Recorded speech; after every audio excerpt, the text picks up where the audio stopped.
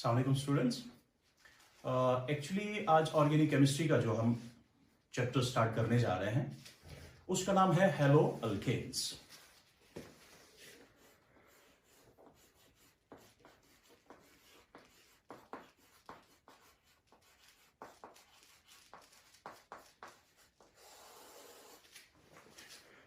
इससे पहले कि ये चैप्टर हम स्टार्ट करें, मुझे पता है कि आप लोग जनरली ऑर्गेनिक केमिस्ट्री से डरते हैं। एक फोबिया रहता है कि हमें ऑर्गेनिक केमिस्ट्री मुश्किल लगती है, इसको समझना थोड़ा डिफिकल्ट है। ऐसा बिल्कुल कुछ भी नहीं है। हाँ, थोड़ा सा आपको ज्यादा व्हाट वी कॉल प्रैक्टिस करने की जरूरत है, ज्यादा मेहनत लगेगी आपको, बट उसकी आप कोई परेशानी ना लें क्योंकि वो तो मैं आपको करवाऊंगा ही। लेकिन एक मिनट आप यहां देख लीजिए। अब मुझे पूरा विश्वास है आप जानते हैं। अगर मैं आपसे सिंपली ये पूछूं ये क्या है, शाबाश। नहीं नहीं नहीं नहीं, ये आइंस्टाइन्स इक्वेशन नहीं है, बल्कि ये मेरी इक्वेशन है। इसका मतलब क्या है? E का मतलब है एक्सलेंस, M का मतलब है मोटिवेशन एंड C का मतलब है कमिटमेंट। तो कहने का मतलब यह है कि अगर आप लोग मोटिवेटेड है, अगर आप लोग कमिटेड है, तो इंशाल्लाह ये एक्सीलेंस जो है ये जरूर मिलेगी आपको। तो मुझे पूरा विश्वास है कि आप लोग मोटिवेटेड रहेंगे, आप लोग कमिटेड रहेंगे ताकि हमें ये मिल सके। लेकिन जब मैं ऐसा लिखता हूं तो बहुत सारे बच्चे बोलते हैं या तो ये यार खुर्शीद सर ने तो आज आइंस्टाइन की इक्वेशन जो है उसका नकल कर दिया। चलिए हम इसको थोड़ा सा मॉडिफाई करते हैं। तो मैं ये बताऊंगा E is equal to GmC²।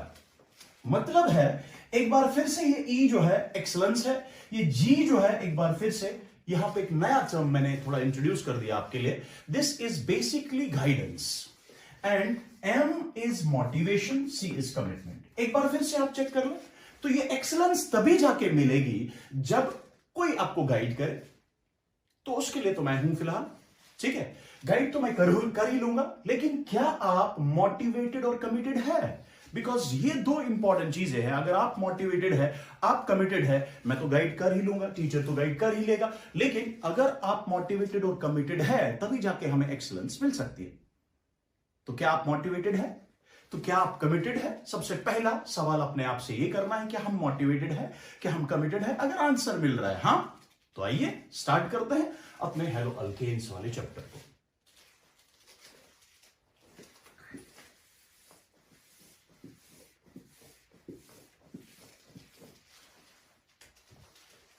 इससे पहले कि मैं हेलो अल्केन चैप्टर स्टार्ट करूं, मैं आपको यह बताऊं कि हम इस हेलो अल्केन चैप्टर को स्टार्ट करेंगे बिल्कुल बेसिक लेवल से और इसको ले जाने की कोशिश करेंगे आहिस्ता आहिस्ता से एडवांस लेवल तक।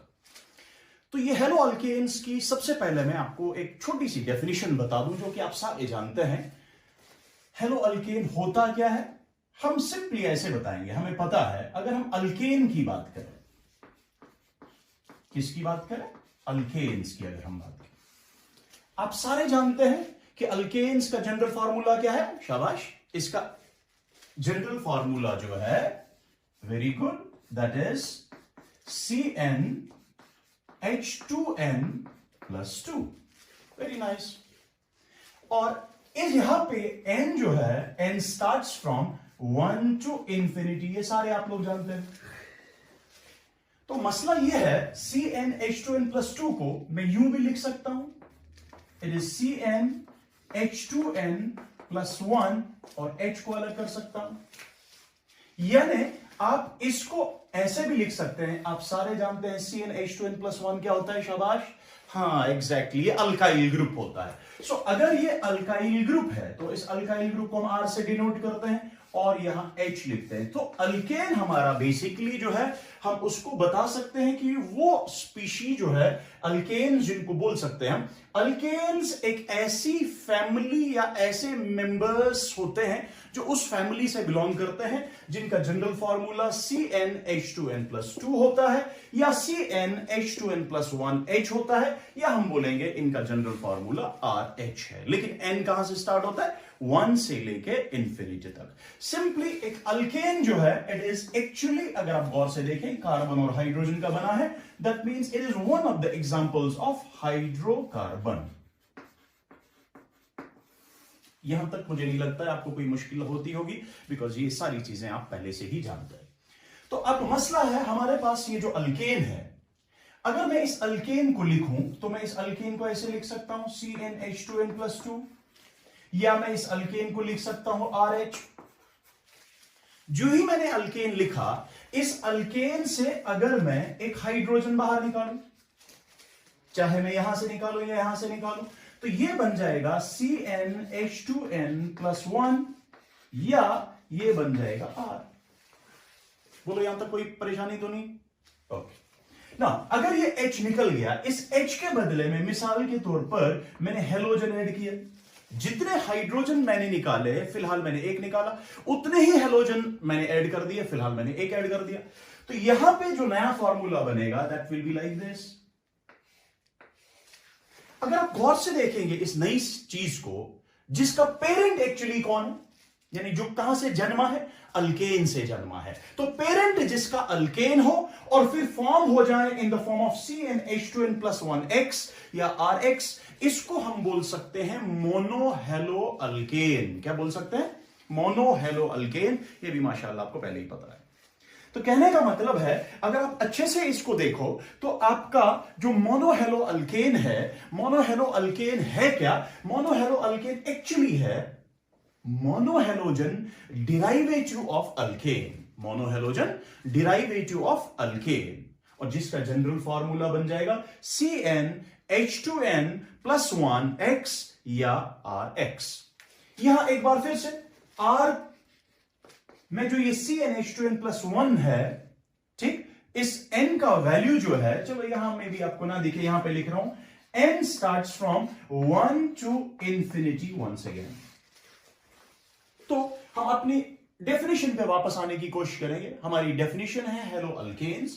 तो हेलो अल्केन्स किन को बोल सकते हैं, कहां से हासिल होते हैं हेलो अल्केन? अगर मैं डेफिनेशन की बात करूं तो मैं ये बोलूंगा monohalogen derivative of alkane. Monohalogen derivative of alkanes are known as monohalo alkanes और सिंपली हेलो अल्केन्स, ठीक है, या इनको हम कॉमनली बोलते हैं alkyl halides. So what are monohalo alkanes, what are halo alkanes, what are alkyl halides? Simply halo alkanes or monohaloalkanes which are commonly named as shabash alkyl halides, God bless you, shabash, they are simply defined as monohalogen derivative या derivative of alkane. Monohalogen derivative of alkanes are known as monohaloalkanes or alkyl halides.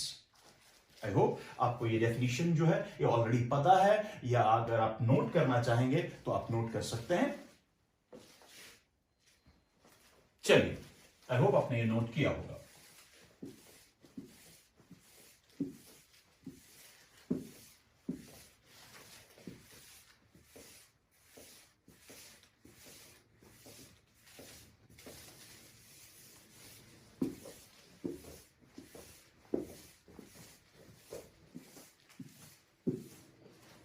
So, what are monohaloalkanes or what are haloalkanes? Shall I repeat once again? Monohaloalkanes or haloalkanes are simply monohalogen derivative of alkane and their general formula is CnH2n+1x or RX. अब इस हेलोअल्केन में जो further चीजें हैं वो हम आगे थोड़ा सा देख लेंगे, लेकिन इस हेलोअल्केन में हम सबसे पहले स्टार्ट क्या क्या करने जा रहे हैं, किस तरीके से हम पढ़ेंगे, आप मेहरबानी करके ध्यान रखें। तो पहला चीज जो हम इसमें पढ़ने जाएंगे वो होगा न्यूक्लियोफिलिक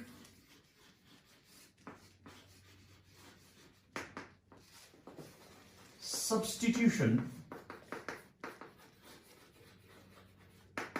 reactions।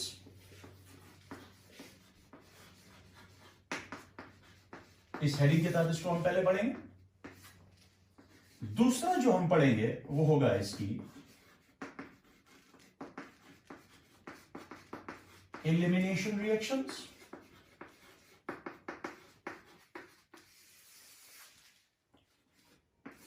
तीसरा जो हम पढ़ेंगे इसमें वो होगी इसकी methods of preparation, methods of preparation. And fourth point जो हम पढ़ेंगे that will be simple chemical reactions of halo alkanes. तो इन 4 हेडिंग्स के तहत हम इस चैप्टर को जो है कंप्लीट करेंगे। पहला न्यूक्लियोफिलिक सब्स्टिट्यूशन रिएक्शंस, दूसरी एलिमिनेशन रिएक्शंस, तीसरी जो हेडिंग होगी that will be methods of preparation of monohalo alkane, and चौथी जो हेडिंग होगी that will be simply chemical reactions of halo alkanes. चलिए अब हमारा सारा फोकस फिलहाल पहली हेडिंग पे होगा, यानी न्यूक्लियोफिलिक सब्स्टिट्यूशन रिएक्शंस। इस न्यूक्लियोफिलिक सब्स्टिट्यूशन रिएक्शंस को हम डिनोट करते हैं, न्यूक्लियोफिलिक सब्स्टिट्यूशन रिएक्शंस को हम डिनोट करते हैं SN से। सब्स्टिट्यूशन न्यूक्लियोफिलिक बोलो या न्यूक्लियोफिलिक सब्स्टिट्यूशन बोलो, आपकी मर्जी। इस न्यूक्लियोफिलिक सब्स्टिट्यूशन रिएक्शंस को हम इन हेडिंग्स के तहत पढ़ेंगे। SN1, SN2, SNI और SNGP। तो ये 4 हेडिंग्स के तहत हम न्यूक्लियोफिलिक सब्स्टिट्यूशन रिएक्शंस को कंप्लीट करेंगे। लेकिन इससे पहले कि मैं यहां nucleophilic substitutions SN1, SN2, SNI या NGP कंप्लीट करूं, या उसके बाद हम एलिमिनेशन रिएक्शंस कंप्लीट करें, हम थोड़ा बेसिक जो इनमें चाहिए हमें कोई चीज, मिसाल के तौर पर लाइक बेस क्या होती है, न्यूक्लियोफाइल क्या होता है, इलेक्ट्रोफाइल क्या होता है, लीविंग ग्रुप क्या होता है, तो ये सारी चीजें जो है इनको समझने के लिए आइए थोड़ा सा बेसिक से स्टार्ट करते हैं, ताकि हम आहिस्ता आहिस्ता से अपने टॉपिक्स पर पहुंच जाएं और हम इस चैप्टर को आहिस्ता आहिस्ता से कंप्लीट कर दें।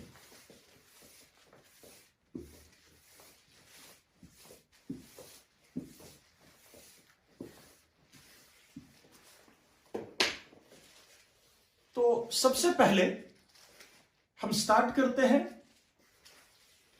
एक सिंपल सी रिएक्शन में यहां पे लिखने की कोशिश करूंगा। मिसाल के तौर पर RX,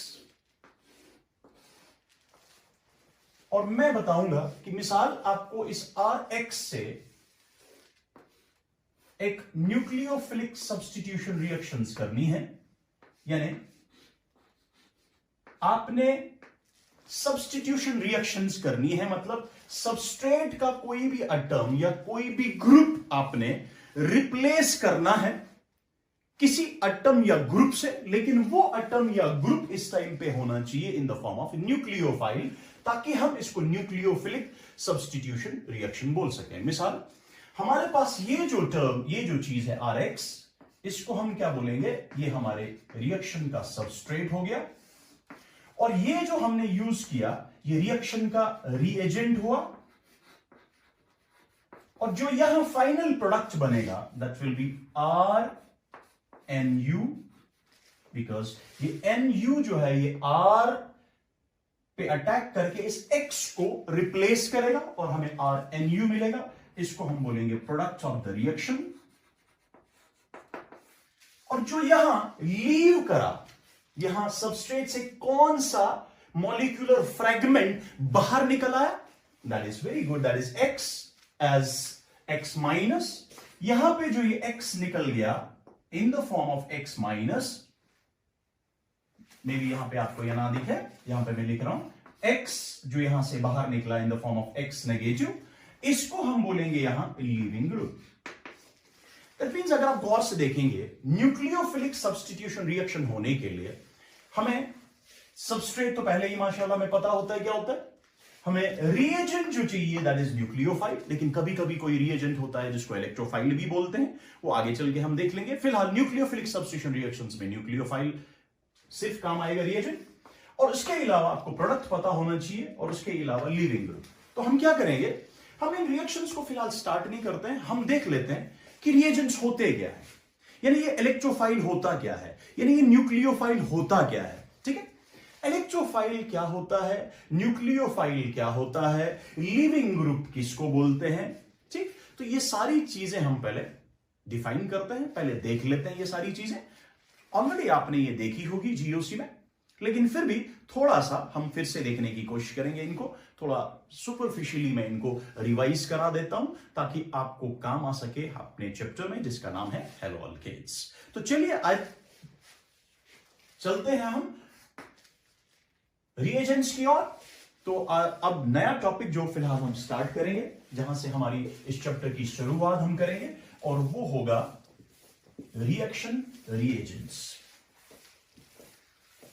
तो शुरुआत हम करते हैं रिएक्शन रिएजेंट से।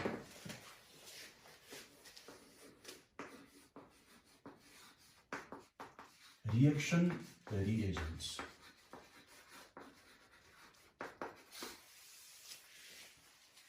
तो रिएक्शन रिएजेंट्स में आई मीन से रिएजेंट जो रिएक्शन के दौरान काम आए वो कौन कौन हो सकते हैं?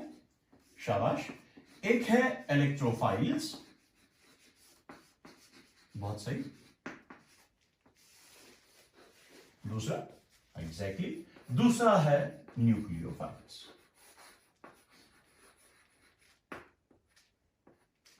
हमारा काम फिलहाल न्यूक्लियोफाइल्स है, लेकिन हम इलेक्ट्रोफाइल भी देखेंगे क्या होता है, न्यूक्लियोफाइल भी देखेंगे क्या होता है। तो लिख लीजिए, अगर आपको ये नोट करना है तो आप ये नोट कर सकते हैं। तब तक हम चलिए, होप ये आपने नोट किया होगा। तो अब इलेक्ट्रोफाइल की तरफ ध्यान देते हैं।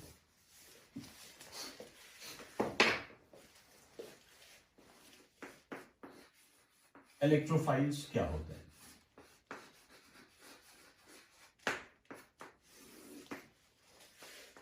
नाम से ही पता चल रहा है कि ये इलेक्ट्रॉन, इलेक्ट्रो किसके लिए यूज किया गया? इलेक्ट्रॉन के लिए। And phile, phile means loving, that means electron loving species होंगे,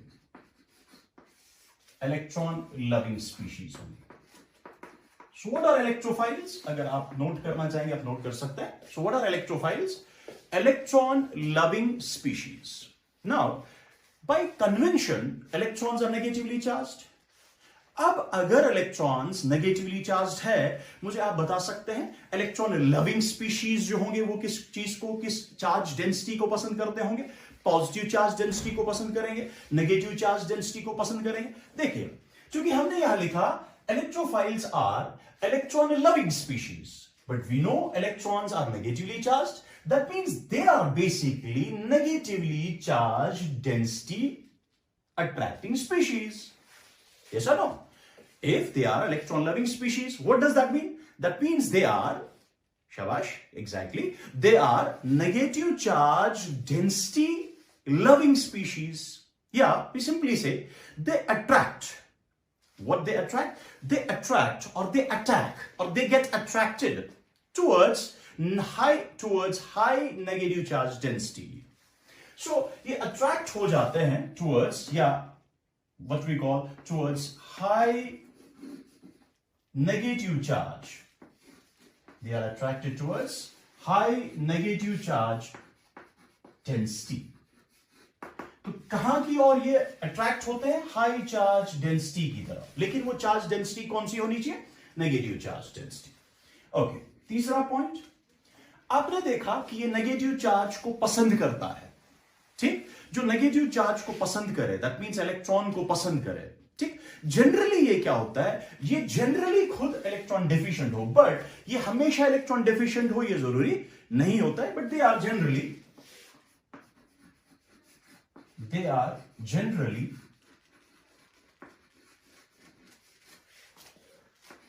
इलेक्ट्रॉन डिफिशिएंट स्पीशीज। बट ये जरूरी नहीं है हमेशा इलेक्ट्रॉन डिफिशिएंट हो। ये एक्चुअली क्या होता है? ये एक्चुअली 2 इलेक्ट्रॉन डिफिशिएंट हो सकते हैं, कभी कभी ये 1 इलेक्ट्रॉन डिफिशिएंट भी होते हैं, कभी ये 0 इलेक्ट्रॉन डिफिशिएंट होते हैं, तो कभी ये 0 इलेक्ट्रॉन डिफिशिएंट भी होंगे। तो कहने का मतलब है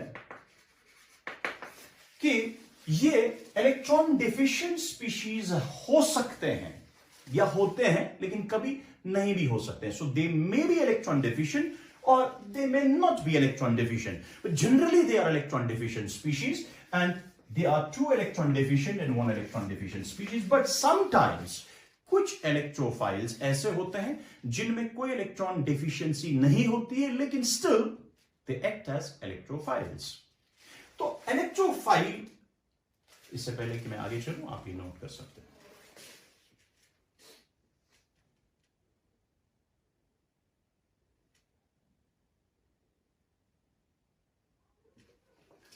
ओके, आई होप आपने नोट किया होगा।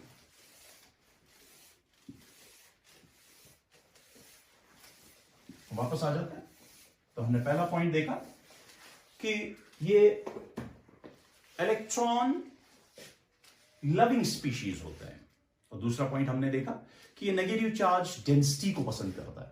तो जो इलेक्ट्रॉन लविंग स्पीशी होगा, क्या मैं ये बता सकता हूं, दे हैव ए हाई या they have a great tendency to attract electrons? Yes, exactly. So next point आप लिख सकते हैं, they have a great tendency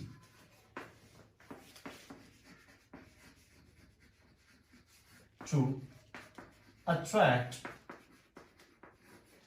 electrons. Exactly. So they have a tendency to attract electrons. So on that basis, on the basis of this point, this is very important point, that they have tendency to attract electrons. So attract electron करने की सलाहियत किस किस species को है, on that basis हमने इन electrophiles को 4 categories में डिवाइड किया हुआ है, और वो 4 कैटेगरीज क्या है, आइए देख लेते हैं।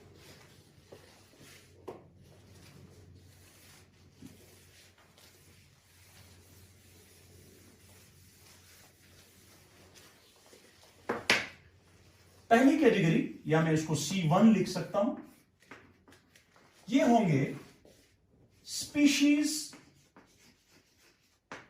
With incomplete valence shell. अब ये वैलेंस शेल इनकंप्लीट तो है, अब मसला है क्या ये नेगेटिवली चार्ज है कि ये कोई चार्ज स्पीशीज है। उसके लिए कैटेगरी 1 को हम बोलते हैं species with incomplete valence shell having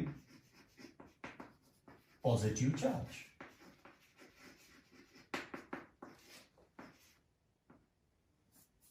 having positive charge. तो आप यूं भी बोल सकते हैं, they are positively charged species having incomplete valence shell. Positively charged species having incomplete valence shell। मिसाल, इसमें सिंपल सा एग्जांपल आपको मैं दे रहा हूं। आपने सबने सुना है H with a positive charge, आपने सबने सुना है RCH2 with a positive charge, आपने सबने ये सुना होगा NO2 with a positive charge, जिसको नाइट्रोनियम आयन भी आप बोलते हैं, and this is a carbocation, cation of a carbon, and this is a proton H positive, extra. हमें ज्यादा जानने की जरूरत नहीं है, बिकॉज ये सारी चीजें हमें ऑलरेडी पता होती है। तो ये H पॉजिटिव को अगर आप गौर से देखें, या इस C पॉजिटिव का आप गौर से देखें, या इस N पॉजिटिव को अगर आप गौर से देखें, तो आपको यह दिख रहा है कि इसके पास, इस H पॉजिटिव के पास कोई इलेक्ट्रॉन है नहीं। तो इसको अपना वैलेंस शेल कंप्लीट करने के लिए, अपना डुप्लेट कंप्लीट करने के लिए कितना इलेक्ट्रॉन चाहिए? 2। दैट मींस ये 2 इलेक्ट्रॉन डेफिशिएंट होगा।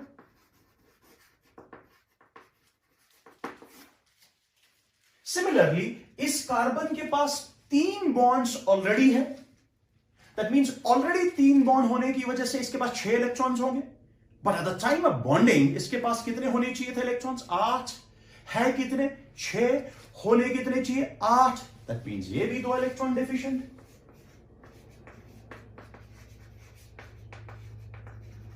सिमिलरली ये भी 2 इलेक्ट्रॉन डेफिशिएंट। तो कहने का मतलब ये है कि जो भी पॉजिटिवली चार्ज्ड स्पीशीज है with incomplete valence shell, they are generally 2 electron deficient species. ये जनरली क्या होता है?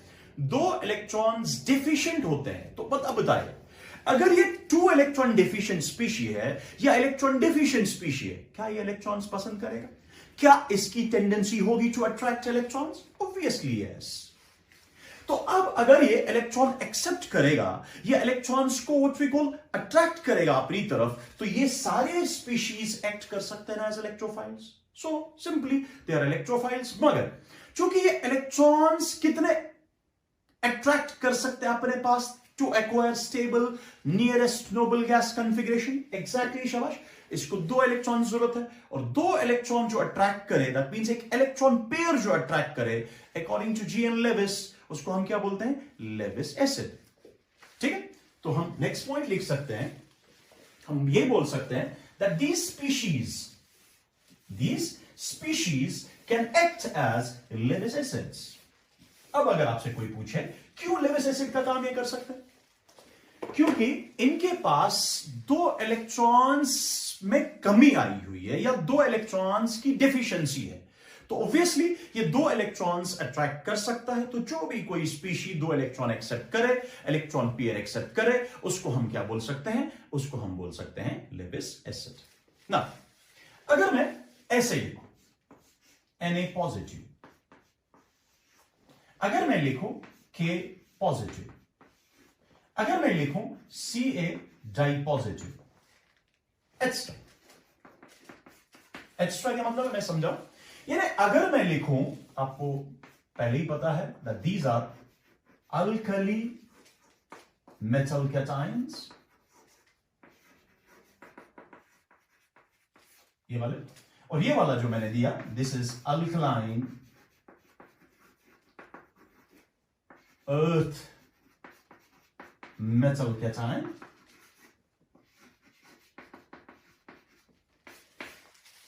आपको ऑलरेडी पता है कि अल्कली मेटल्स या alkaline earth metals have a great tendency to lose electrons, that's why they are metals. So अगर इनकी सलाहियत है इलेक्ट्रॉन लूज करने की, इनकी है अल्कली मेटल्स की एक इलेक्ट्रॉन लूज करने की टेंडेंसी, और इनकी है दो इलेक्ट्रॉन लूज करने की टेंडेंसी, और इन फॉर्म्स में ये इसलिए कन्वर्ट हो जाते हैं ताकि फ्रॉम न्यूट्रल स्पीशी ये अपना इलेक्ट्रॉन लूज इसलिए करते हैं, ये एक इलेक्ट्रॉन लूज करेंगे और ये दो, ताकि nearest noble gas configuration acquire कर सकें। दैट मींस अगर मैं इन आयंस की बात करूं, दे ऑलरेडी हैव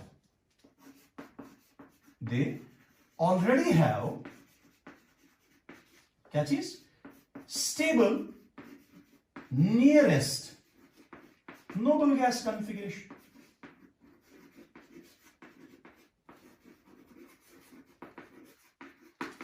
ऑलरेडी इनके पास stable nearest noble gas configuration है, तो क्या कोई चीज इस स्टेबिलिटी को डिस्टर्ब करने की कोशिश करे? ऑब्वियसली नहीं। तो क्या अगर ये ऑलरेडी ये cations nearest noble gas configuration acquire कर चुके हैं बाय लूजिंग इलेक्ट्रॉन्स, ठीक, इन्होंने एक इलेक्ट्रॉन लॉस किया और इन्होंने दो इलेक्ट्रॉन्स लॉस किए, ऑलरेडी ये कर चुके हैं nearest noble gas configuration acquire, तो क्या ये इस नोबल गैस कॉन्फ़िगरेशन को, स्टेबल कॉन्फ़िगरेशन को डिस्टर्ब करेंगे by attracting electrons? No, never. That's why जो मेटल्स होते हैं, कौन से मेटल्स? अल्कली मेटल्स और अल्कलाइन अर्थ मेटल्स, उनके जो कैटायंस होते हैं, that means for example these, they never act as electrophiles. They never act as electrophiles. ये कभी भी इलेक्ट्रोफाइल की तरह बिहेव नहीं करेंगे। क्यों नहीं करेंगे इलेक्ट्रोफाइल की तरह बिहेव? क्योंकि ऑलरेडी हमने इलेक्ट्रोफाइल की डेफिनेशन में देखा, electrophiles are the species which have a great tendency और which have a tendency to attract electron और इलेक्ट्रॉन्स, बट ये इलेक्ट्रॉन्स अट्रैक्ट नहीं कर सकते हैं क्योंकि ऑलरेडी इनके पास नियरेस्ट नोबल गैस कॉन्फ़िगरेशन है, ये उसको डिस्टर्ब नहीं करेंगे, इसलिए ये इलेक्ट्रोफाइल का काम नहीं करेंगे। चलिए, ये भी आपने नोट किया होगा।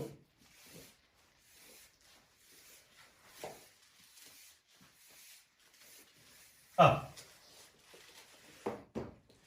अगर मैं H3O पॉजिटिव की बात करूं, अगर मैं NH4 पॉजिटिव की बात करूं, क्वेश्चन है क्या ये इलेक्ट्रॉन्स को अट्रैक्ट कर सकता है? चलिए देख लेते हैं। अगर मैं ऐसे बना लूं, हाइड्रोनियम आयन जिसको आप बोलते हैं, इसमें अगर आप इस ऑक्सीजन की बात करें, ये कैसे पॉजिटिव चार्ज आया, ये कैसे बना, ये सारी चीजें आप ऑलरेडी जानते हैं, केमिकल बॉन्डिंग में आपको ऑलरेडी ये पढ़ाया गया है। तो यहां पे ये देख लीजिए आप, मैं इस सेंट्रल एटम की बात करूं, इस सेंट्रल स्पीशी की बात करूं, इस सेंट्रल ऑक्सीजन की बात करूं, तो इस ऑक्सीजन के पास एटॉमिक नंबर अगर आप देखें, atomic number of oxygen is 8. Electronic configuration is 1s2, 2s2, 2p4। That means इसकी जो आउटर मोस्ट शेल है वो कौन सी है? ये देखिए, ये फर्स्ट शेल होती है, ये सेकंड शेल, ये भी second shell. That means outermost shell कौन है ऑक्सीजन के लिए? आउटर मोस्ट शेल ऑक्सीजन के लिए सेकंड। इस सेकंड शेल में कौन कौन सा सब शेल है? एस सब शेल है और पी सब शेल है। हम सबको पता है एस सब शेल में एक ऑर्बिटल होता है और इस पी सब शेल में 3 ऑर्बिटल्स होते हैं। तो अगर मैं बात करूं इस सेकंड शेल की, इस सेकंड शेल में कितने ऑर्बिटल्स हैं?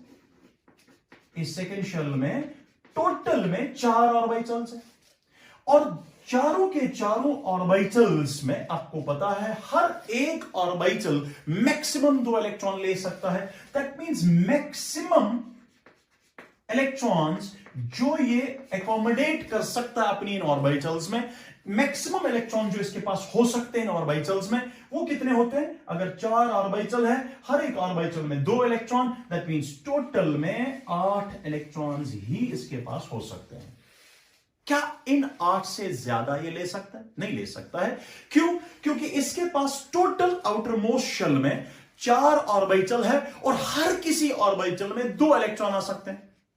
अगर हर किसी ऑर्बिटल में सिर्फ 2 इलेक्ट्रॉन आ सकते हैं तो 4 ऑर्बिटल में कितने आएंगे? 8 और इलेक्ट्रॉन्स। अब अगर 8 इलेक्ट्रॉन है, क्या ये 9वां इलेक्ट्रॉन ले सकता है? हम सुपारिश लड़ाते हैं, हम बोलते हैं यार चलो कोई बात नहीं है, इसको 9वां दे ही देते हैं। क्या यहां सुपारिश चलेगी? नहीं, बिल्कुल भी नहीं। ठीक, क्यों? क्योंकि यहां मैक्सिमम से मैक्सिमम 2 ही इलेक्ट्रॉन्स आ सकते हैं ऑर्बिटल में। सो 4 ऑर्बिटल्स में मैक्सिमम 8 इलेक्ट्रॉन्स आ सकते हैं, तो 9वां हम नहीं भर सकते हैं, इसके अलावा हम नहीं भर सकते। तो चलिए देख लेते हैं। इस स्पीशी में ऑलरेडी ये बॉन्ड मतलब 2 इलेक्ट्रॉन, ये बॉन्ड मतलब 2 इलेक्ट्रॉन, ये बॉन्ड मतलब 2 इलेक्ट्रॉन, हो गए 6 इलेक्ट्रॉन, 7 इलेक्ट्रॉन, 8 इलेक्ट्रॉन। तो क्या यहां फर्दर ये एक्सेप्ट कर सकता है इलेक्ट्रॉन? अगर मैं इस ऑक्सीजन की बात करूं, नहीं। अगर मैं इस हाइड्रोजन की बात करूं, हाइड्रोजन में मैक्सिमम से मैक्सिमम, आपको पता है हाइड्रोजन मैक्सिमम फर्स्ट एक ही शेल है, तो मैक्सिमम उस शेल में एक ऑर्बिटल है, मैक्सिमम 2 इलेक्ट्रॉन्स आ सकते हैं, वो ऑलरेडी आ चुके हैं, यहां आ चुके हैं, आ चुके हैं।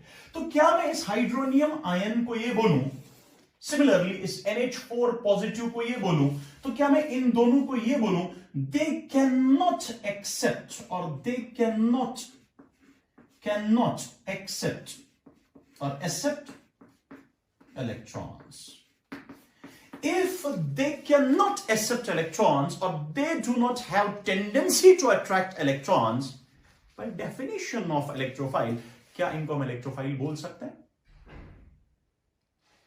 Exactly, मुझे पता था आप बोलेंगे कि नहीं, इनको हम इलेक्ट्रोफाइल्स नहीं बोल सकते, लेकिन still they are electrophiles. So remember forever, H3O positive, NH4 positive या इन जैसी जितनी भी स्पीशीज है, they are electrophiles but they can not accept electrons, they do not have tendency to attract electrons, but still they are electrophiles.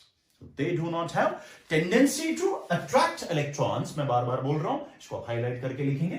They do not have a tendency to attract electron, but they are still electrophiles. कैसे? आइए देख लो।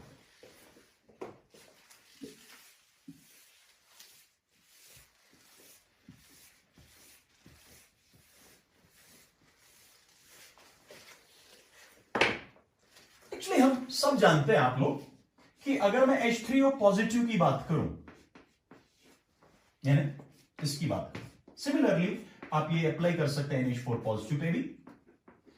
अगर हम इस H3O positive की बात करें तो ये क्या कर सकता है? ये जनरेट कर सकता है। क्या जनरेट कर सकता है? H positive. And what is H positive? Already आपने देखा H positive is an electrophile. तो क्या मैं ये बोलूं, चाहे NH4 पॉजिटिव बोलूं या H3O पॉजिटिव बोलूं, तो कैन आई से they can be simply a source of electrophile? Yes, exactly. So NH4 positive आप बोले या आप H3O पॉजिटिव बोले, ये सोर्स ऑफ इलेक्ट्रोफाइल होता है, और जो भी सोर्स ऑफ इलेक्ट्रोफाइल होता है उसको हम इलेक्ट्रोफाइल बोल सकते हैं। सो रिमेंबर, मैं रिपीट करूंगा, कैटेगरी 1 में क्या आया? कैटेगरी 1 में आया पॉजिटिवली चार्ज्ड स्पीशीज जिनमें शाबाश वैलेंस शेल कंप्लीट ना हो। ये जनरली क्या होता है, 2 इलेक्ट्रॉन्स डेफिशिएंट होते हैं, that's why they are Lewis acids और they can act as Lewis acids. लेकिन ख्याल ये रखना है यहां पे कि जो अल्कली मेटल कैटायंस है या अल्कलाइन अर्थ मेटल कैटायंस है, they are not electrophiles. They can never accept electrons. They are not source of electrophiles. Hence, they are not electrophiles. But H3O positive and NH4 positive still do not have a tendency to attract electrons, but they are electrophiles. Why they are electrophiles? Because they are source of electrophiles. तो ये category 1 थी। आइए category 2 से मिलते हैं।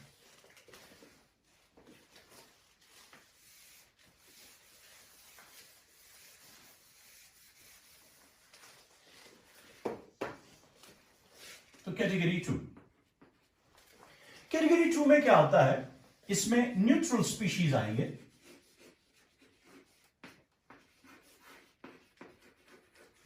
With incomplete valence shell. ये सारी चीजें हम एक्चुअली ऑलरेडी डिस्कस कर चुके हैं चैप्टर में जिसका नाम है जीओसी, लेकिन फिर भी आपके लिए थोड़ा रिवाइज करने के लिए, रिवीजन के लिए आपको मैं थोड़ा सा फिर से आइडिया दे रहा हूं। तो neutral species with incomplete valence shell, इसमें कौन सी स्पीशीज ऐसी है जो न्यूट्रल है लेकिन इनकम्प्लीट वैलेंस शेल? मिसाल अगर मैं लिखूं R डॉट, ये डॉट क्या चीज रिजेंबल कर रहा है? ये एक ऑड इलेक्ट्रॉन स्पीशी को रिजेंबल कर रहा है, and odd electron species are known as free radicals. You know that. Odd electron species are known as free radicals. चाहे वो R रेडिकल की सूरत में हो, चाहे वो H रेडिकल की सूरत में हो, चाहे वो F रेडिकल की सूरत में हो, ठीक है, चाहे वो Cl रेडिकल की सूरत में, वो जिस किसी भी रेडिकल की सूरत में हो, इन रेडिकल्स को, या शॉर्ट में ये मैं बताऊंगा, ऑल फ्री रेडिकल्स, जितने भी फ्री रेडिकल्स है एक्स्ट्रा, अगर मैं इनकी बात करता हूं तो इनको कितने इलेक्ट्रॉन्स की जरूरत होती है ताकि ये अपना nearest noble gas configuration acquire कर सके, यानी ताकि ये अपना डुप्लेट या अपना ऑक्टेट कंप्लीट कर सके। इनको 1 इलेक्ट्रॉन्स की कमी होती है, they are 1 electron deficient specie, they need 1 electron, they have a tendency for 1 electron only, चूंकि इनकी भी टेंडेंसी होती है to attract electron, but electrons नहीं, सिर्फ 1 electron, they have tendency to attract electron, hence they are also what we call electrophiles. मतलब category 1 और इसमें क्या डिफरेंस है? वो एक्ट कर पाते थे एज इलेक्ट्रोफाइल्स, एक्ट कर पाते थे एज लेविस एसिड्स, लेकिन क्या ये एक्ट कर पाएंगे एज लेविस एसिड्स? नहीं, ये कभी भी एक्ट नहीं कर पाएंगे एज लेविस एसिड्स। हां, ये इलेक्ट्रोफाइल्स है लेकिन लेविस एसिड्स नहीं है, क्योंकि इनकी टेंडेंसी 2 इलेक्ट्रॉन या इलेक्ट्रॉन पेयर को एक्सेप्ट करने की नहीं है, इनकी टेंडेंसी सिर्फ 1 इलेक्ट्रॉन को एक्सेप्ट करने की है। ओके, इसी तरीके से अगर मैं ऐसे लिखूं AlX3, अगर मैं लिखूं BX3 एक्स्ट्रा, आपने नाम सुना होगा BF3, AlCl3, अक्सर बेशतर रिएक्शंस में काम आते हैं। तो अगर मैं इनकी बात करूं, एक मिनट, तो इनमें जो सेंट्रल एटम है, से फॉर एग्जांपल मैं इसकी बात करता हूं, AlX3 की मैं बात करता हूं, मिसाल के तौर पर मैंने ऐसे बना लिया, इसके पास 3 X ऑलरेडी जुड़े हुए हैं, तो हर कोई हेलोजन जुड़ा है by means of a single bond, that means इसकी आउटर मोस्ट शेल में कितने इलेक्ट्रॉन्स है? फिलहाल यहां इसकी आउटर मोस्ट शेल में यहां 6 इलेक्ट्रॉन्स है, दैट मींस इसका ऑक्टेट अभी कंप्लीट नहीं है। तो ये ऑक्टेट कंप्लीट करने के लिए किसी चीज के साथ रिएक्ट कर सकता है जो इसको इलेक्ट्रॉन दे सके, तो ये एक्सेप्ट कर सकता है क्योंकि it's having, I mean say this aluminium is having tendency to accept electrons. कितने इलेक्ट्रॉन्स? 2 इलेक्ट्रॉन, ताकि इसका ऑक्टेट कंप्लीट हो जाए, ये स्टेबल बन जाए। तो चूंकि 2 इलेक्ट्रॉन ये एक्सेप्ट कर सकता है किसी स्पीशीज से, सो ये AlX3 हो, BX3 हो, ये भी टेंडेंसी शो करते हैं टू अट्रैक्ट इलेक्ट्रॉन्स, तो ये भी इलेक्ट्रोफाइल्स है। लेकिन चूंकि इन्होंने 2 इलेक्ट्रॉन्स एक्सेप्ट किए, आपको पता है 2 इलेक्ट्रॉन जो भी एक्सेप्ट करेगा, या इलेक्ट्रॉन पेयर जो भी एक्सेप्ट करेगा, उन सब स्पीशीज को हम बोलते हैं लेविस एसिड्स। तो हम क्या बोलेंगे कैटेगरी 2 में फिर कौन कौन फॉल करता है? ऑल फ्री रेडिकल्स, कैटेगरी 2 में फॉल करते हैं all free radicals and Lewis acids. ये सारे फॉल करते हैं कैटेगरी 2 में। चलिए अब कैटेगरी 3 की बात करते हैं। अगर मैं कैटेगरी 3 की बात करूं, कैटेगरी 3 में कौन से स्पीशीज आते हैं? यहां पे आते हैं neutral species,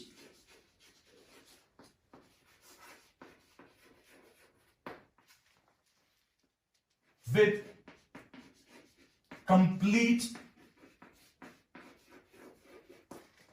valential but expandable। मिसाल के तौर पर इनके पास ऑक्टेट कंप्लीट होगा, लेकिन ये अपने ऑक्टेट को एक्सपैंड कर सकते हैं। ऑलरेडी ये सारी चीजें डिस्कस हो चुकी है। एक सिंपल सा एक एग्जाम्पल में लूंगा। मिसाल के तौर पर PCl3 नाम सुना होगा आपने, PCl3। अगर मैं इस PCl3 की बात करूं, इसके पास यहां लोन पेयर भी होता है। It's already having a complete octet. आप देखें 2 4 6 और ये 2 8 इलेक्ट्रॉन इसके पास ऑलरेडी अवेलेबल है, लेकिन ये फर्दर इलेक्ट्रॉन भी एक्सेप्ट करता है, यानी अपने ऑक्टेट को ये एक्सपैंड कर पाता है। कैसे करता है वो आपने ऑलरेडी जो है केमिकल बॉन्डिंग में देखा है, लेकिन थोड़ा सा मैं यहां आइडिया दे दूं। क्योंकि आपको पता है फास्फोरस का एटॉमिक नंबर 15 है, इसके पास इलेक्ट्रॉनिक कॉन्फ़िगरेशन है 1s2 2s2 2p6 3s2 3p5। ठीक, क्योंकि ये इन्वॉल्व अपनी कौन सी शेल कर रहा है, यानी लास्ट में इलेक्ट्रॉन्स कहां जा रहे हैं? थर्ड शेल में जा रहे हैं। और आपको पता है थर्ड शेल में डी भी होगा, तो डी तो खाली है बिल्कुल, इसमें तो कोई इलेक्ट्रॉन है नहीं। अभी तक जो भी इलेक्ट्रॉन्स है वो इसके एस या पी में है, लेकिन डी तो बिल्कुल खाली है। तो इसका मतलब ये है 8 इलेक्ट्रॉन्स तो इसके पास है, लेकिन ऑर्बिटल्स खाली है, इसलिए ये फर्दर इलेक्ट्रॉन ले सकता है। और आप सारे जानते हैं PCl3 PCl5 बना सकता है।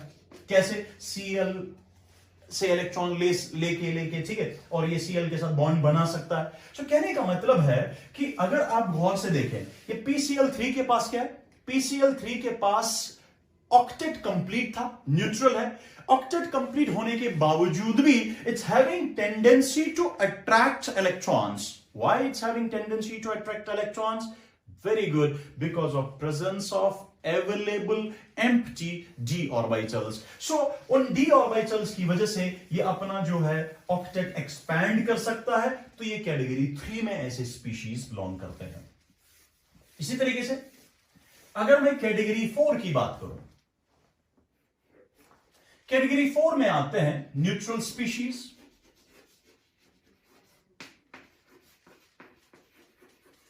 विथ complete valential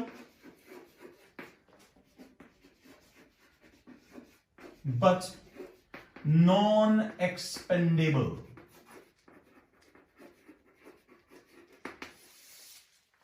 देखिए अभी आपने देखा PCl3 में फास्फोरस ने अपना जो है एक्सपैंड किया था ऑक्टेट। कैसे? Because of presence of available empty d orbitals. तो क्या कभी सेकेंड पीरियड एलिमेंट में अवेलेबल d ऑर्बिटल्स होते हैं? नहीं होते। अगर d ऑर्बिटल्स अवेलेबल नहीं है सेकेंड पीरियड के एलिमेंट्स में, तो क्या कभी भी सेकेंड पीरियड के एलिमेंट अपना ऑक्टेट एक्सपैंड कर सकते हैं? नहीं कर सकते। एग्जैक्टली मिसाल के तौर पर अगर मैं कार्बन डाइऑक्साइड की बात करूं, इस कार्बन डाइऑक्साइड में इस कार्बन ने कितने इलेक्ट्रॉन्स ऑलरेडी एक्वायर किए? एक बॉन्ड, दो बॉन्ड, तीन बॉन्ड, चार bond, that means it's already having complete octet, already having complete octet. इसके पास ऑलरेडी ऑक्टेट कंप्लीट है, लेकिन क्या ये अपना अब ये ऑक्टेट एक्सपैंड कर सकता है? तो यहां पे ये देखना होता है कि जो एलिमेंट है वो किस पीरियड से बिलोंग करता है, क्योंकि कार्बन बिलोंग करता है to second period. Second period elements कभी भी अपना ऑक्टेट एक्सपैंड नहीं कर सकते हैं।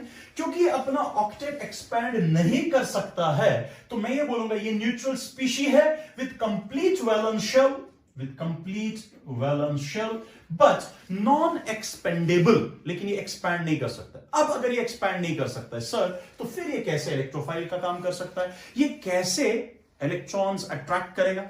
इसके पास तो ऑलरेडी उतने इलेक्ट्रॉन्स है जितने इसके पास होने चाहिए, ताकि ये स्टेबल है, ऑलरेडी तो उतने इलेक्ट्रॉन्स है। फिर ये कहां से इलेक्ट्रॉन अट्रैक्ट करेगा? चलिए हम बोलते थे इलेक्ट्रॉन अट्रैक्ट इसलिए कर रहा है क्योंकि इसके पास अवेलेबल थे d ऑर्बिटल्स, लेकिन सर इसके पास वो भी नहीं है।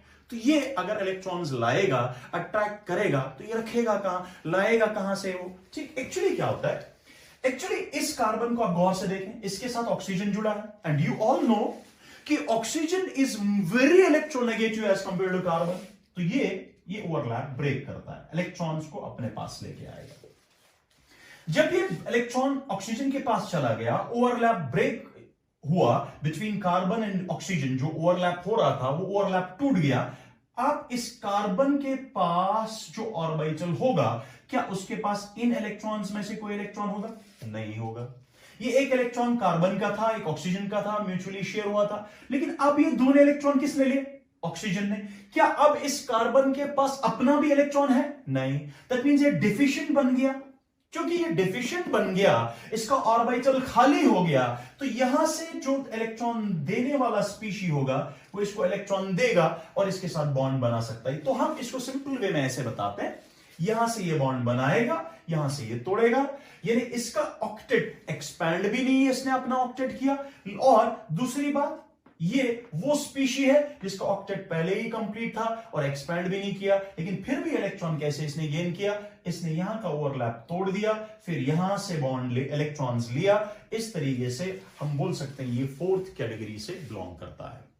तो कहने का मतलब है ये चार टाइप के इलेक्ट्रोफाइल्स हमारे पास होते हैं, category 1, category 2, category 3 and category 4। अब इन इलेक्ट्रोफाइल्स की जो स्ट्रेंथ होती है, यानी कौन कितना स्ट्रॉन्ग इलेक्ट्रोफाइल होगा, उसको हम बोलते हैं इनकी इलेक्ट्रोफिलिसिटी। सो इलेक्ट्रोफिलिसिटी क्या मतलब होता है? Electrophilicity means actually strength of electrophile. तो इनकी इलेक्ट्रोफिलिसिटी यानी स्ट्रेंथ ऑफ इलेक्ट्रोफाइल्स जो है, यानी कौन कितना इलेक्ट्रोफाइल स्ट्रॉन्ग होगा, उसका ऑर्डर क्या है? सिंपल, जो C1 कैटेगरी होती है वो स्ट्रॉन्गर इलेक्ट्रोफाइल्स होते हैं, देन C2 ज्यादा स्ट्रॉन्गर इलेक्ट्रोफाइल्स होते हैं, देन C3 ज्यादा स्ट्रॉन्गर इलेक्ट्रोफाइल्स होते हैं, देन C4। सिंपल सा ऑर्डर। इस चीज को आप ऐसे भी देख सकते हैं, आपने देखा होगा रिएक्शंस में कि जो ही हम फिनॉल, अगर हम फिनॉल की रिएक्शन कार्बन डाइऑक्साइड के साथ करते हैं, यहां कोई रिएक्शन नहीं होती। लेकिन अगर हम फिनॉल की रिएक्शन कार्बन डाइऑक्साइड के साथ करें, लेकिन बेसिक मीडियम, यहां ऐसे कुछ प्रोडक्ट बनता है।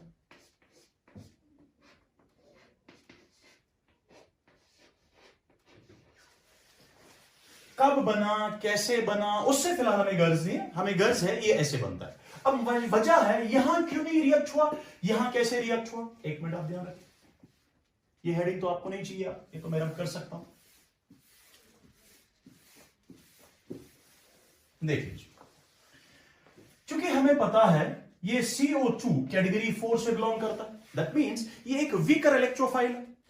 अगर ये एक वीकर इलेक्ट्रोफाइल है, इसको रिएक्ट जब किसी के साथ करना है, ऑब्वियसली इलेक्ट्रोफाइल जब रिएक्ट किसी के साथ करेगा, यानी वहां से ये इलेक्ट्रॉन गेन करने की कोशिश करेगा, अट्रैक्ट करने की कोशिश करेगा। दैट मींस ये ऐसा स्पीशी होना चाहिए जो इसको इलेक्ट्रॉन दे सके। दैट मीन जितना ये स्ट्रॉन्ग इलेक्ट्रॉन डोनेटिंग स्पीशी होगा, जितना ये स्ट्रॉन्ग इलेक्ट्रॉन इसको देगा, उतना ये इसके साथ रिएक्ट कर सकता है, बिकॉज ये वीक है खुद। तो इस वीक इलेक्ट्रोफाइल को एक स्ट्रॉन्ग न्यूक्लियोफाइल के साथ, वो क्या होता है अभी मैं बताऊंगा, एक स्ट्रॉन्ग न्यूक्लियोफाइल के साथ रिएक्ट करना पड़ेगा।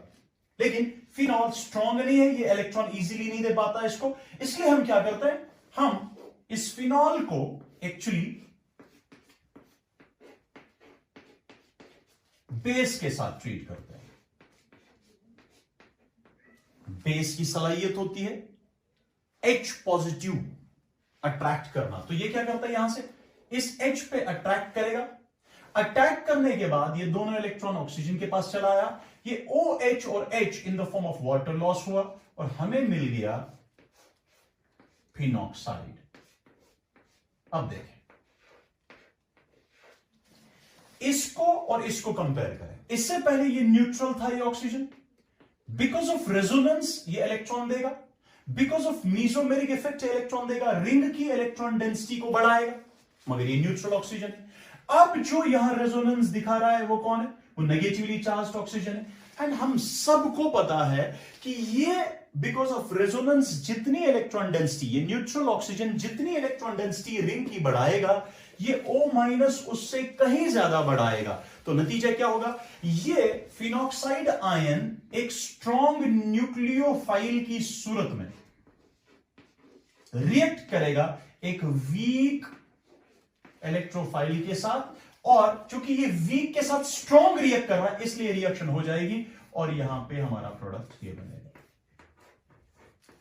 इससे पहले क्यों नहीं हो रहा था, क्योंकि इससे पहले ये भी वीक इलेक्ट्रोफाइल था और वो भी स्ट्रॉन्ग इलेक्ट्रोफाइल नहीं था, न्यूक्लियोफाइल नहीं था। So weak electrophile and weak nucleophile आपस में रिएक्ट नहीं करेंगे, लेकिन वीक इलेक्ट्रोफाइल और स्ट्रॉन्ग न्यूक्लियोफाइल आपस में रिएक्ट कर सकते हैं।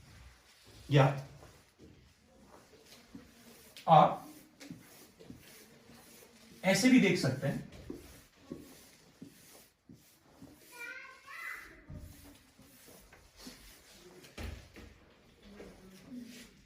अगर हम फिनॉल को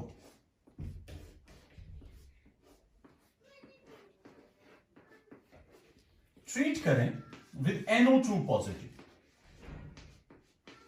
शाबाश, जरा NO2 पॉजिटिव कौन से कैटेगरी से बिलोंग करता है, एग्जैक्टली कैटेगरी 1 से। क्योंकि ये कैटेगरी 1 से बिलोंग करता है, that means a strong electrophile, it's a strong electrophile. क्योंकि ये स्ट्रॉन्ग इलेक्ट्रोफाइल है, इसीलिए ये इस फिनॉल के साथ, इवन दो ये वीकर न्यूक्लियोफाइल है, फिर भी रिएक्ट करके आपका प्रोडक्ट ये बना लेगा।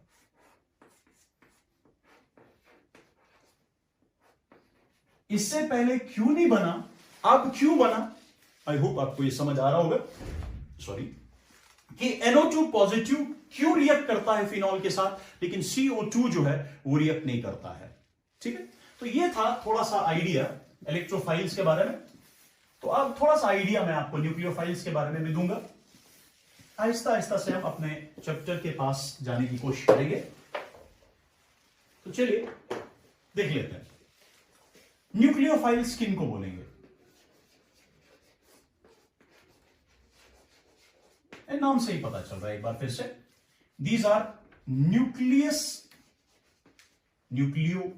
के लिए phile loving, that means these are nucleus loving species. पहला पॉइंट, न्यूक्लियस लविंग स्पीशीज। जो न्यूक्लियस लविंग स्पीशीज होंगे वो किस चीज की तरफ अट्रैक्ट होंगे, दे गेट अट्रैक्टेड टुवर्ड्स, शाबाश, positive charge density, exactly positive charge density. तो ये किसकी तरफ अट्रैक्ट होंगे, पॉजिटिव चार्ज डेंसिटी की तरफ, एग्जैक्टली उसका अपोजिट, इलेक्ट्रोफाइल का अपोजिट। इलेक्ट्रोफाइल कहां अट्रैक्ट हो रहा था, नेगेटिव चार्ज डेंसिटी की ओर, ये कहां अट्रैक्ट होगा, पॉजिटिव चार्ज डेंसिटी की ओर। तीसरा, वहां आपने बोला they have great tendency to attract electrons, क्या यहां टेंडेंसी टू अट्रैक्ट इलेक्ट्रॉन होगा, no, they have great tendency, they have a great tendency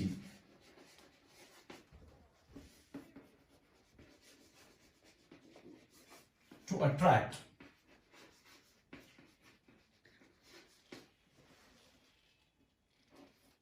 electron deficient site. Electron deficient site को अट्रैक्ट करने की कोशिश करेगा, या इससे ज्यादा बेहतर हम ये बोलें, they have a great tendency to attack electron deficient site. तो ये इलेक्ट्रॉन डिफिशिएंट साइट पे या तो अटैक करेगा या उसके साथ जो है बॉन्ड बनाएगा। तो ये थोड़ा सा आइडिया है व्हाट वी कॉल न्यूक्लियोफाइल्स के बारे में। अब आपने ये लिखा होगा। अब न्यूक्लियोफाइल्स में क्या क्या आ सकता है, देख, ऑल एनआयंस, जितने भी एनआयंस है वो न्यूक्लियोफाइल हो सकते हैं। मिसाल के तौर पर आर नेगेटिव, एच नेगेटिव, आप बोल सकते हैं NH2 नेगेटिव, आप बोल सकते हैं OH नेगेटिव, एक्सेट्रा। आप सोच रहे होंगे सर ये क्या लेकर हैं, ये H या R, उसके ऊपर ये डैश, फिर ये ऐसे। एक्चुअली ये वो नेगेटिव चार्ज है which is with unshared electron pair. क्योंकि नेगेटिव चार्ज दो है, एक ऐसी हो सकती है, दूसरी नेगेटिव चार्ज मैं आपको समझाऊं। लाइक अगर मैं ऐसे बताऊं, BH3 रिएक्ट कर रहा है विद H नेगेटिव, आप मुझे बता सकते हैं क्या हो? बोरॉन के पास टेंडेंसी है इलेक्ट्रॉन लेने की, तो ये ऐसे होगा, ये बोरॉन के साथ बॉन्ड बना के बनाएगा BH4। ठीक, इसने इलेक्ट्रॉन दिया, इस पे कौन सी चार्ज, ये न्यूट्रल हो जाएगा, इस पे चूंकि न्यूट्रल ने इलेक्ट्रॉन एक्सेप्ट किया, इस पे नेगेटिव चार्ज आएगी। लेकिन ये नेगेटिव चार्ज जो है, इट इज लाइक दिस, ये बोरॉन है, हाइड्रोजन है, हाइड्रोजन है, हाइड्रोजन है, हाइड्रोजन है, और ये नेगेटिव चार्ज बोरॉन पे, क्योंकि इसने इलेक्ट्रॉन अट्रैक्ट किया। लेकिन अगर हम ये इस तरीके से बताएं, ध्यान रखेंगे आप, ये आपके पास हाइड्रोजन है, न्यूट्रल स्पीशी है, इसने इलेक्ट्रॉन गेन किया, तो इस पे भी नेगेटिव चार्ज आई, लेकिन नेगेटिव चार्ज जो यहां आई उसके साथ में ये एक इलेक्ट्रॉन और ये एक इलेक्ट्रॉन आ गया, और ये दोनों इलेक्ट्रॉन्स अभी बॉन्डिंग में हिस्सा नहीं ले रहे हैं। दैट मींस ये अनशेयर्ड पेयर ऑफ इलेक्ट्रॉन है। लेकिन यहां पे जो ये इलेक्ट्रॉन्स आए, वो इलेक्ट्रॉन्स काम आए बॉन्ड बनाने में, यानी यहां पे कोई भी इलेक्ट्रॉन ऐसा नहीं है जो अनशेयर्ड है। So this is a negative charge without unshared pair of electron, and this is negative charge with unshared pair of electron. तो एक कैटेगरी ये है, जितने भी एनायंस होंगे, ये एनायंस सारे के सारे जो है न्यूक्लियोफाइल का काम कर सकते हैं। दूसरा, ऑल न्यूट्रल स्पीशीज, जितनी भी न्यूट्रल स्पीशीज है, लेकिन कौन से वाले, containing at least one lone pair of electron. ये सारे लोन पेयर वगैरह ये क्या होता है, सारा कुछ आपको पता है। मिसाल के तौर पर NH3 है, आपके पास RNH2 है, प्राइमरी अमाइंस या अमाइंस बोलेंगे, आपके पास वाटर है, कनेक्ट एज अ न्यूक्लियोफाइल, आपके पास ROH है, connect as a nucleophile with the help of this, ठीक है, एक्स्ट्रा। तो ये सारे के सारे जो है एक्ट कर सकते हैं एज न्यूक्लियोफाइल्स। इसके अलावा एक और कैटेगरी है, आप याद रखेंगे वो, कि जितने भी स्पीशीज हैं या कोई भी स्पीशी, यानी a species which has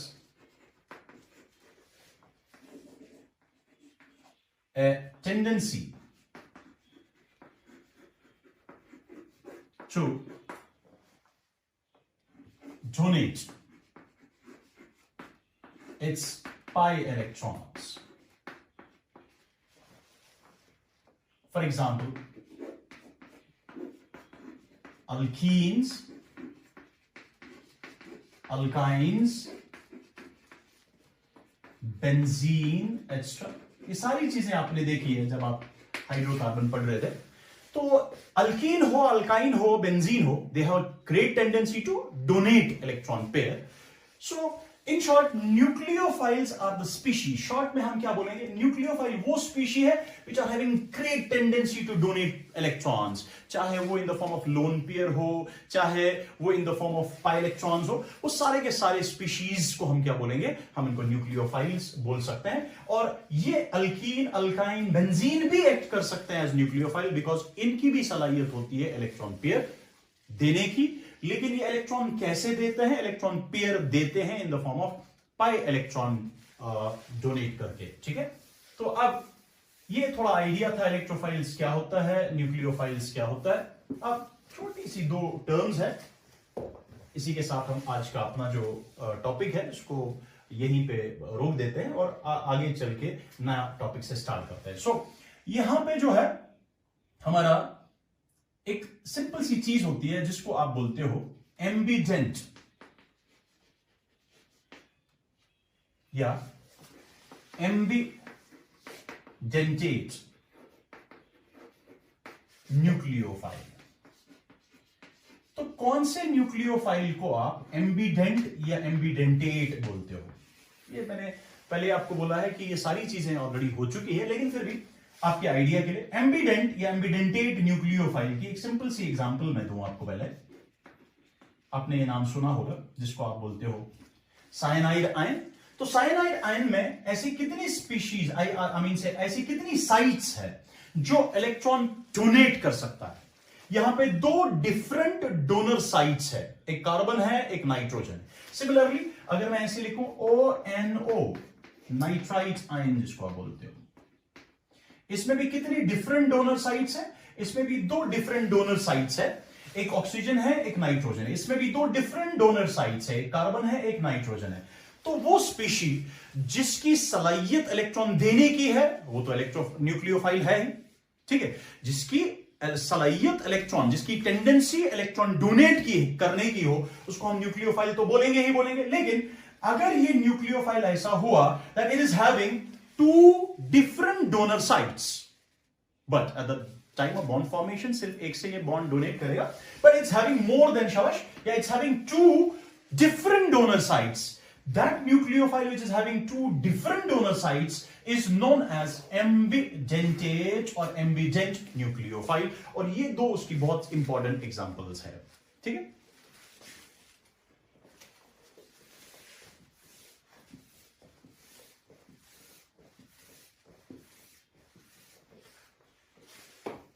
एक और चीज, एम्बिफाइल। मिसाल अगर मैं वाटर की बात करूं, क्या वाटर H पॉजिटिव दे सकता है? हाँ, दे सकता है। दैट मींस ये H पॉजिटिव डोनेट करने की वजह से, इस H की वजह से या इस H की वजह से ये बन जाता है सोर्स फॉर इलेक्ट्रोफाइल। और एनी स्पीशी जो सोर्स ऑफ इलेक्ट्रोफाइल है that can act as an electrophile. With the help of this electron pair ये इलेक्ट्रॉन्स डोनेट कर सकता है। दैट मींस ये क्या यहां पे एक्ट करता है, ये साइट क्या है? This site is site of what we call nucleophile, या हम ऐसे बोलेंगे न्यूक्लियोफिलिक साइट। तो इसमें दोनों चीजें मौजूद है, मतलब इसमें इलेक्ट्रोफिलिक साइड भी है, न्यूक्लियोफिलिक साइड भी है। दैट मींस इलेक्ट्रोफाइल का भी काम कर सकता है, न्यूक्लियोफाइल का भी काम कर सकता है। तो वो स्पीशी जो electrophile as well as nucleophile का काम कर सकता है, any species which can act as an electrophile as well as a nucleophile is known as ambiphile. So अगर मैं आज का टॉपिक यहां पे कंक्लूड करूं, एक मिनट, अगर मैं आज का टॉपिक यहां पे कंक्लूड करूं तो मैं आपको यह बताऊं कि आज के टॉपिक में मैंने आपको थोड़ा आइडिया दिया। सबसे पहले मैंने आइडिया दिया हेलो अल्केन, मैंने आइडिया दिया इलेक्ट्रोफाइल्स,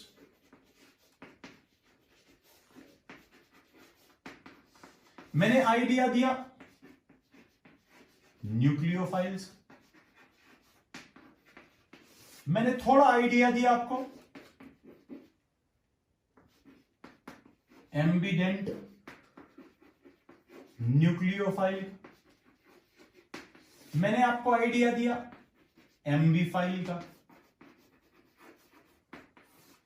तो ये 1 2 3 4 या 5 चीजें जो मैंने आज बताई, आई डोंट थिंक इसमें कोई डिफिकल्टी है, लेकिन फिर भी आपके लिए थोड़ा जल्दी जल्दी रिवाइज करूं। हेलो अल्केन किनको बोलते हैं? शाबाश, mono halogen derivative of alkane, इनको मोनो हेलो अल्केन भी बोल सकते हैं और कॉमनली इनको अल्काइल हैलाइड्स बोलते हैं। एग्जैक्टली। और इनका जनरल फार्मूला क्या होता है? इनका जनरल फार्मूला होता है, शाबाश, इनका जनरल फार्मूला होता है CnH2n+1x, और जहां n का वैल्यू है 1 to infinity, या हम इनको डिनोट कर सकते हैं Rx से। मैंने दूसरा आइडिया दिया इलेक्ट्रोफाइल्स का। Electrophiles are electron loving specie and they have a great tendency to attract electrons. इसमें 4 कैटेगरीज बिलोंग करती थी, 4 कैटेगरीज में ये डिवाइड हुआ था। नंबर 1 था वो इलेक्ट्रोफाइल्स, कैटेगरी 1 था वो स्पीशीज जो पॉजिटिवली चार्ज होते हैं लेकिन इनका इनकम्प्लीट ऑक्टेट होता है। दूसरा न्यूट्रल स्पीशीज, लेकिन उनका जो वैलेंस शेल है वो इनकम्प्लीट होता है। और तीसरा, इसमें हमने वो न्यूट्रल स्पीशीज देखे थे जो कंप्लीट जिनका वैलेंस शेल था, लेकिन वो अपना जो वैलेंस शेल है या ऑक्टेट है उसको जो है वो एक्सपेंड कर पाते थे। और चौथा और लास्ट था वो स्पीशीज जिनका वैलेंस शेल कंप्लीट था लेकिन वो ऑक्टेट या अपना इस शेल को एक्सपेंड नहीं कर पाते थे। तो उसके बाद हमने इलेक्ट्रोफिलिसिटी देखा। Electrophilicity means strength of electrophile, और उसका बाज़ाब्ता हमने ऑर्डर देखा, और वो ऑर्डर आया था electrophile 1 greater than, I mean say category 1 greater than category 2 greater than category 3 greater than category 4। उसके बाद हमने देखा था nucleophiles. Nucleophiles are nucleus loving species, यानी न्यूक्लियस लविंग स्पीशीज का मतलब हुआ they have a great tendency to donate electrons, और ये टेंडेंसी जिनकी इलेक्ट्रॉन देने की है उसमें सारे के सारे नेगेटिवली चार्ज्ड आयंस, आई मीन से नेगेटिवली चार्ज स्पीशीज आए, या हम ये बोल सकते हैं कि उनमें सारे के सारे न्यूट्रल स्पीशीज आए with containing at least 1 lone pair of electron, या इसमें वो सारे के सारे स्पीशीज भी आते हैं जिनकी पाई इलेक्ट्रॉन डोनेट करने की सलाहियत होती है। तो अब अगर यही न्यूक्लियोफाइल में 2 डिफरेंट डोनर साइट्स हो, 2 डिफरेंट साइट्स हो जिनकी वजह से वो अपना इलेक्ट्रॉन दे सके, उसको बोलते हैं हम एम्बिडेंटेट या एम्बिडेंट न्यूक्लियोफाइल। एंड फाइनली हमने देखा वो स्पीशी जो एक्ट कर सकता है इलेक्ट्रोफाइल भी और एक्ट कर सकता है न्यूक्लियोफाइल भी, उसको हम बोलते हैं एम्बीफाइल। तो चूंकि आपने देखा इलेक्ट्रोफाइल के बाद थोड़ा मैंने बताया इलेक्ट्रोफिलिसिटी, अब न्यूक्लियोफाइल्स के बाद बारी आती है न्यूक्लियोफिलिसिटी की, और इस टॉपिक को हम कंटिन्यू करते हैं कुछ टाइम के बाद। What they don't do shit.